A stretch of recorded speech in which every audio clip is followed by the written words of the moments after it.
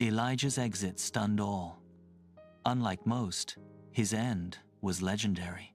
When God planned his exit, it was nothing short of heavenly.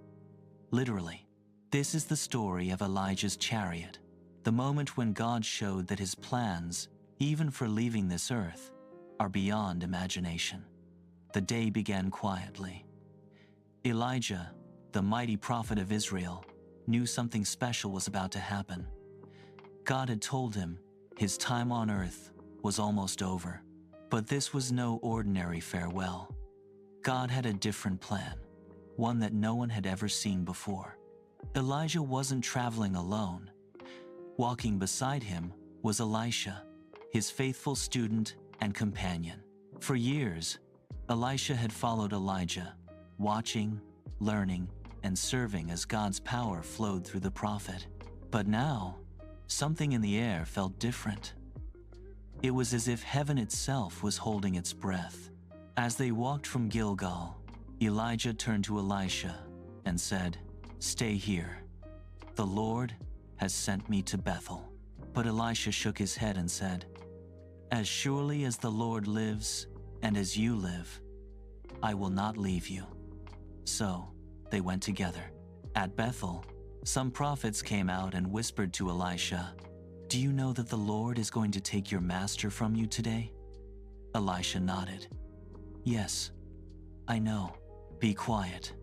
His heart was heavy, but he wouldn't let Elijah face this moment alone. Then Elijah said again, "Stay here, Elisha. The Lord has sent me to Jericho."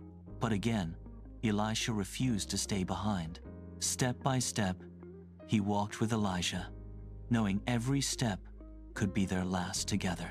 When they reached the Jordan River, 50 prophets stood at a distance watching. Elijah took off his cloak, rolled it up, and struck the water with it.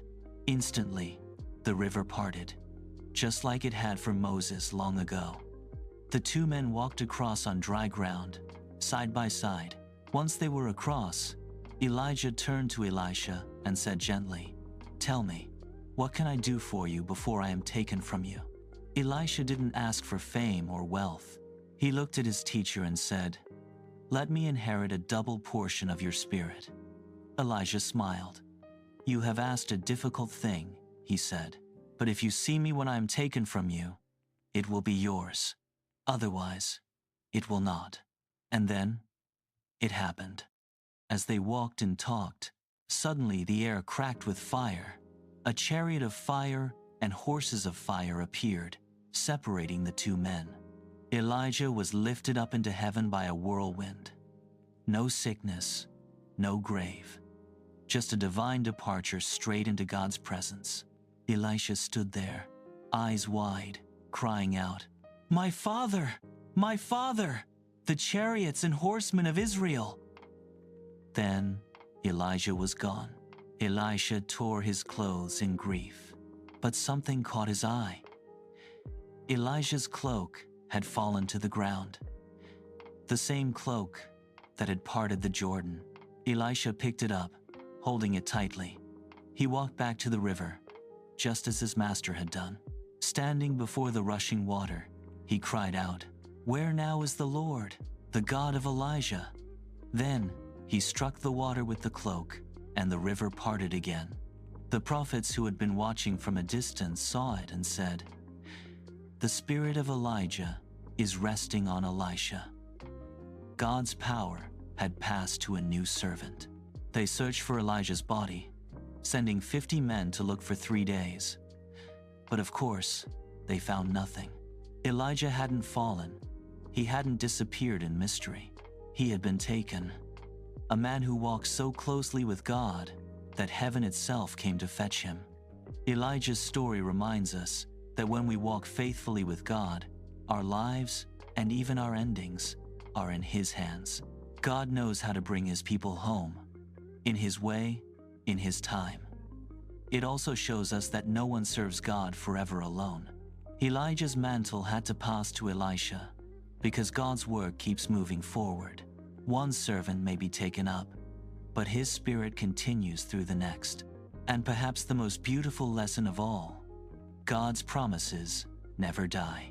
Even centuries later, Elijah appeared again on the mountain during Jesus' transfiguration, still alive, still shining in God's glory.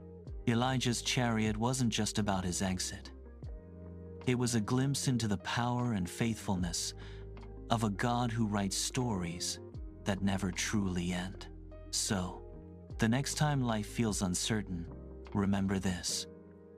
The same God who sent chariots of fire for Elijah still leads his people today. His ways are higher, his plans are perfect, and his exits, well, they're truly epic. Remember, heaven is real. Repent today. Thanks for watching. See you in the next one.